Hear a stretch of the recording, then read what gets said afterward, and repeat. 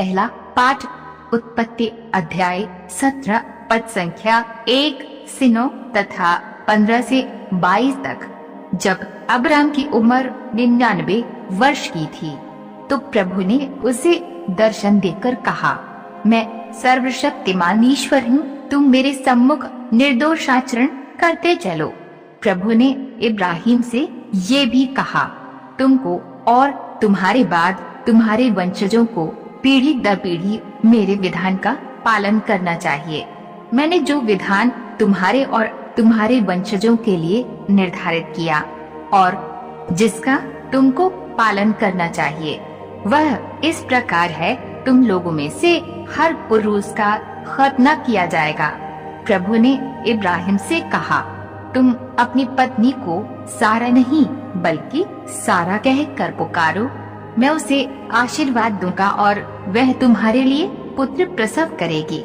मैं उसे आशीर्वाद दूंगा, वह राष्ट्रों का माता बन जाएगी और उसे राष्ट्रों के राजा उत्पन्न होंगे। इब्राहिम मुंह के बल गिरकर हंसने लगा, क्योंकि उसने अपने मन में यह कहा, क्या 100 वर्ष के पुरुष को पुत्र हो सकता है? क्या 90 वर्ष की सारा प्रसव कर सकती है? उसने ईश्वर से कहा, इस्माइल तेरा कृपा पात्र बने। ईश्वर ने उत्तर दिया, नहीं, तुम्हारी पत्नी सारा तुम्हारे लिए पुत्र प्रसव करेगी, तुम उसका नाम इसहाक रखोगे।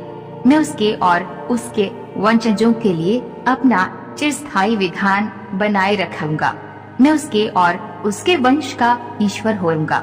मैंने इस्माइल के लिए तुम्हारी प्रार्थना सुनी, मैं उसे आशीर्वाद दूंगा, मैं उसे संतति प्रदान करूंगा और उसके वंशजों की संख्या बढ़ाऊंगा।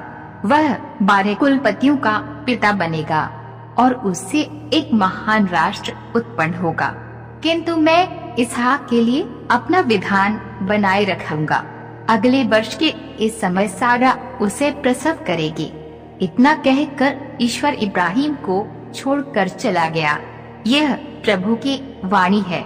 सुसमाचार मत्ती अध्याय 8 पद संख्या 1 से 4 तक। ईसा पहाड़ी से उतरे, एक विशाल जन समूह उनके पीछे हो लिया। उस समय एक कोढ़ी उनके पास आया और उसने ये कहते हुए उन्हें दंडवत किया, प्रभु आप चाहें तो मुझे शुद्ध कर सकते हैं। ईसा ने हाथ बढ़ाकर ये कहते हुए उसका स्पर्श किया, मैं यही चाहता हूँ, शुद्ध हो जाओ। उसी क्षण उसका कोढ़ दूर हो गया। ईसा ने उससे कहा, सावधान, किसी से कुछ मत कहो, जाकर अपने को याजक को दिखाओ और मूसा द्वारा निर्धारित भेंट चढ़ाओ, जिससे तुम्हारा स्वास्थ्य लाभ प्रमाणित हो जाए। यह प्रभु का पवित्र सुसमाचार है। मनन चिंतन। आज के सुसमाचार में हम सुसमाचार की सबसे अच्छी प्रार्थनाओं में से एक पाते हैं। कोढ़ से पीड़ित एक व्यक्ति यीशु के पास आता है और कहता है, हे प्रभु, यदि आप चाहें तो मुझे शुद्ध कर सकते हैं।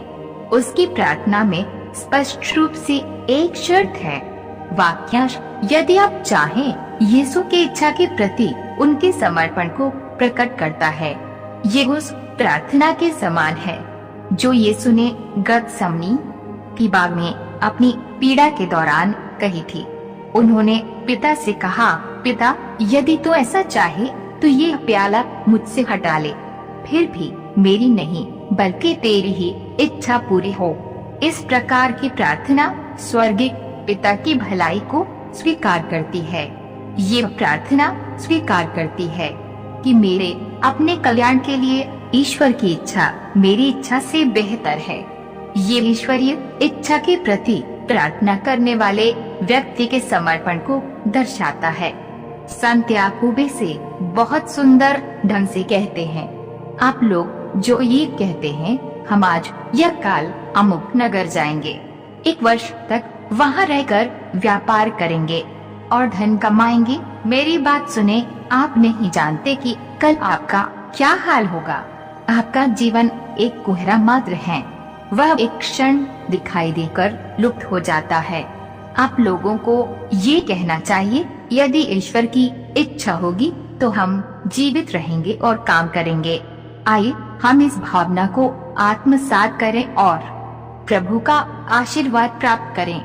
प्रभु यीशु के समय में यहूदियों के नियम कौड़ की बीमारी एक बहुत ही गंभीर पाप या अपमान समझा जाता था। जब याजक उन्हें घोषित करते थे कि उन्हें कौड़ की बीमारी है, तो कौड़ के कपड़े को जला दिया जाता था और उसके घर द्वार को भी उजाड़ दिया जाता था। वह व्यक्ति तुरंत बेघरवार हो जाता और उसे समुदाय से अलग जीना पड़ता था। वह एक शोकित की तरह फटा पुराना कपड़ा पहनता था और अशुद्ध अशुद्ध कहकर चिल्लाता था। दूसरे शब्दों में, कोई भी इजरायली उनके साथ कोई भी संबंध नहीं रखता था। ये सब होने के बावजूद प्रभु यीशु ऐसे नियमों को तोड़कर कौड़ का स्वागत करते हैं। पर्वत पर प्रवचन देने के बाद यीशु कोढ़ी को भीड़ के बीच चलने फिरने देते हैं और अंत में यीशु हाथ बढ़ाकर उसका स्पर्श करते हैं। आइए हम आज प्रार्थना करें कि हम भी प्रभु यीशु के पास विश्वास के साथ पहुंच सकें, जिससे वे हमें शुद्ध कर सकें